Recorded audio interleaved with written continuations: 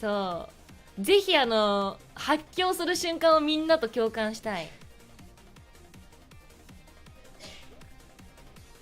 みんなとねえマジでシャッフルアイランドもみんなと見たい。どうなのとか言って、いやこれはないよねとか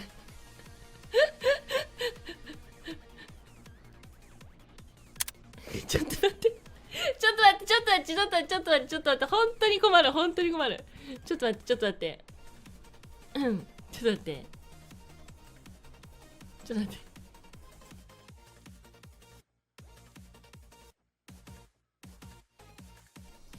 さ、ちょっと待って、ほんとこれ言っていい？ちょっと待って、ほんとにくしゃみ助かる、ちょっと違う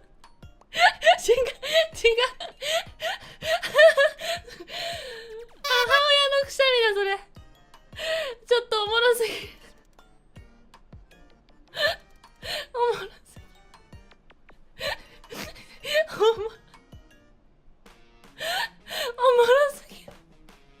だよな。ニコママのくしゃみに助からないで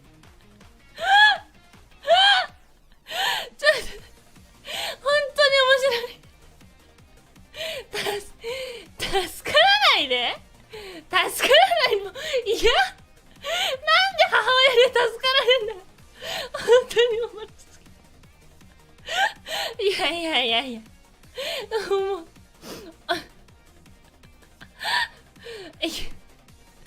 助からないでください、そこに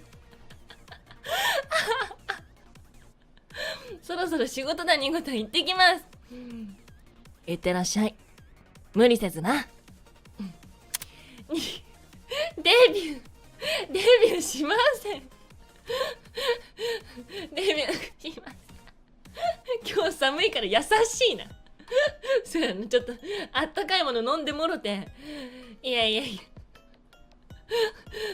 本人より先に母親のくしゃみがさ、確かにニコママ採用しやめてマジでもうやだ。もうくしゃみ助かるってさ、最初に書いた子絶対ニコタンだと思って書いたのよ。それがめちゃめちゃおもろくて、それだけポツンって最初入ってきてちょっとこらえられなかった、笑いがおもろすぎる。くしゃみでデビュー伝説残しそうだな。ちょっとここで悲しいお知らせです。コーヒーが最後の一口になっちゃいましたここ切り抜かれるいや、いいのみんなそれで。